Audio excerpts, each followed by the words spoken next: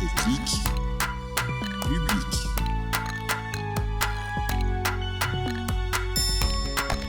Déclic public. Pourquoi choisir le service public ? Pour quel métier ? Pourquoi faire ? Ici, on te donne le déclic pour t'engager au cœur du service public. Bonjour, alors je m'appelle Paola, je travaille à la Direction générale des finances publiques, au sein d'un bureau du service des ressources humaines en charge du pilotage, de la formation, des recrutements et de la politique d'attractivité de notre direction. Je suis adjointe à la chef de secteur et l'équipe est composée d'une dizaine de personnes. Je suis arrivée aux finances publiques en 2006. Après des études de droit, c'est un de mes professeurs, qui était à l'époque inspecteur des impôts, qui m'a parlé de la Direction générale des impôts, puisque elle s'appelait comme ça à l'époque. Il m'a parlé de ses missions, il m'a donné envie de passer les concours. Il m'a expliqué que je pourrais faire du droit si je le souhaitais, mais pas que, qu'il y avait un panel de métiers très variés. Et donc c'est ce qui m'a attirée et c'est pour ça que j'ai décidé de passer le concours d'inspecteur. Alors, dans ma carrière, je n'ai pas été vraiment marquée par un événement en particulier. Je pense que j'ai été marquée par chacune des missions que j'ai pu exercer. Elles étaient diverses, intéressantes, toutes différentes et donc passionnantes et enrichissantes.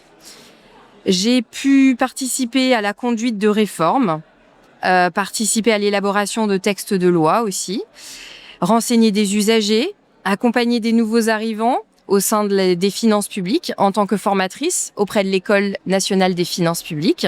Quelque part, je trouve que intégrer les finances publiques sur des conseils et aujourd'hui la promouvoir pour que d'autres y rentrent, finalement, c'est une réussite. Le métier d'enseignant à l'École nationale des finances publiques m'a passionnée pendant des années. Et donc les anecdotes, j'en aurais des dizaines, mais plutôt personnelles.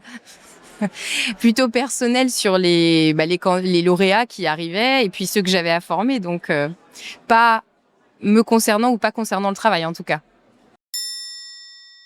Alors, si j'ai un conseil à donner, ce serait celui de pas se mettre de barrières parce que pour moi, on doit se lancer, aller à la découverte de nouvelles sphères, même si elles ne correspondent pas forcément au domaine de connaissances qu'on a.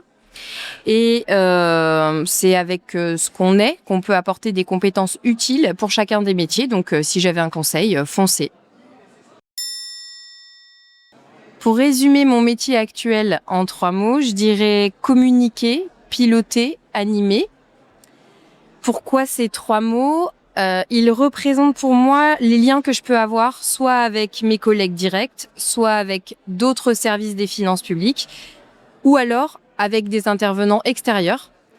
C'est tout ce qui fait la richesse de mon métier, c'est justement cette communication et ce relationnel avec les autres. Passer les concours de la fonction publique et surtout celui des finances publiques. Ou ceux des finances publiques plutôt. Ceux des finances publiques, c'est mieux. Merci à vous tous de nous avoir écoutés, en espérant que ce récit vous aura aidé à y voir plus clair dans les métiers du service public. Si vous avez aimé cet épisode ou s'il vous a fait penser à quelqu'un, partagez-le.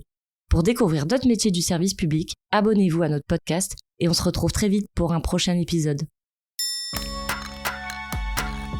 C'était Déclic Public, le podcast du réseau des écoles de service public.